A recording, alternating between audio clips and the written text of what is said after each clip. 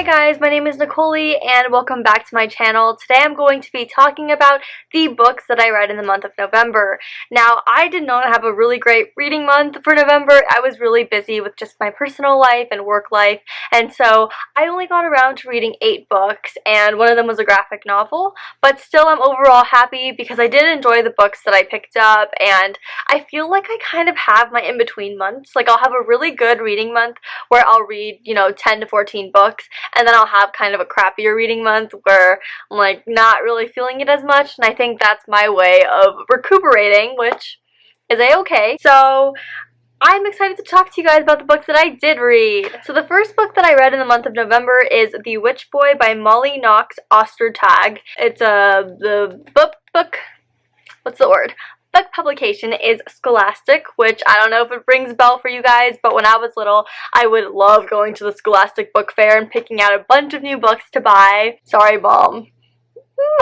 I literally spent so much money, I'm pretty sure, at those book fairs, but those are my shit, not gonna lie. So this is basically about a boy named Aster, and he's in a family of magic where the guys grow up to be shapeshifters and the girls grow up to be witches, and he just does not want to be a shapeshifter. Like, that's just not his calling, that's not his passion. He really wants to pursue witchcraft, but it's pretty much taboo, and everyone judges him and is forbidding him to practice witchcraft, so he does it in secret, and basically something happens and he's gonna have the opportunity to prove that he can be a good witch after all. But I just thought it was a really heartwarming graphic novel, and the artwork was beautiful. It was just really nice. I would recommend this to anyone, and it definitely has a really solid message about pursuing your dreams. I would say this was a 4-star read. The next book that I read was The Candy Shop War by Brandon Mull, and if you guys had watched I believe it was my September favorites, I want to say, I read the first one, so this is the sequel, Arcade Catastrophe, and I was just blown away by the first book. I thought it was amazing, 5-star read.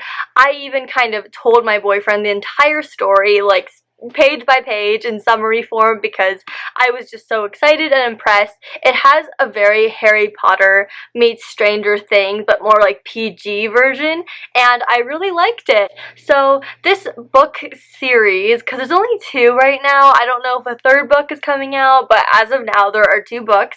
So this book series is about this boy named Nate, and he meets a bunch of friends, and they have kind of like a squad, and they basically run into this woman named Belinda White who runs this candy store, and she sends them on various adventures that are pretty dangerous, especially because they're in middle school, I'm pretty sure, and in return she gives them candy that are magical and gives them powers. So pretty much, a dream, but it would be really cool to fly and stuff, just saying. This book is a continuation off of that, and I do have to say it was a 4-star read for me, partly because I just loved the first one, and it was a good book in theory. It just wasn't as impressive as the first book was for me, and I think a part of that is because I had such high expectations for the sequel that I was just kind of disappointed that it just felt a little bit repetitive to me at times. It does have a very interesting element, especially towards the end, that brought the book back together and kept that 4-star rating. The next book that I read in the month of November is The Chain by Adrienne McKinty.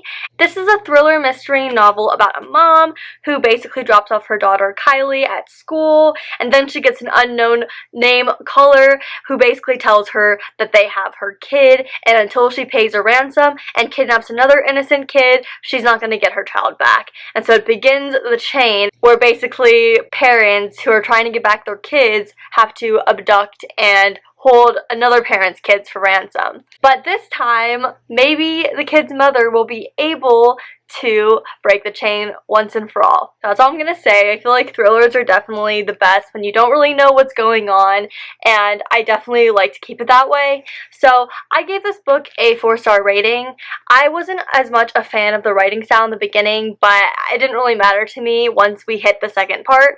I thought that the side story was actually very interesting and compelling, and it did drive me to enjoying the story a lot more, and it did get really intense, and there is a bit of gore which is kind of obvious, right? Because Stephen King literally reviewed it, so you know what's about to go down. Definitely surprising at times, but I wouldn't say there was a huge like shock factor. Hey, so the last 5 books that I read are the Series of Unfortunate Events, books 1 through 5. I remember reading up to book 9 as a kid, and I really liked it. I thought that Lemony Snicket's A Series of Unfortunate Events, the movie, where it was starring Jim Carrey, was really scary, and it low-key traumatized me. The part with the wide window, so book 2, if you know, you know, it was really creepy scene, like, as a kid. But basically, this book series revolves around 3 orphans, Violet, Claus, and Sunny, who are basically, you know, rich kids who have a loving family until their parents are killed in a mysterious fire, and they're basically sent to live with their distant relative named Count Olaf, and he ends up being horrible and kind of wants them for their money, and so chaos ensues, and this is basically detailing their unfortunate life events that take place after their parents' deaths. I have to say, 5-star rating, partly for the nostalgia, but partly just because it is a really witty and really just great book overall. I think that the characters, I just felt so much empathy for them and sympathy, and really smart and great kids overall. I just have nothing really bad to say about it.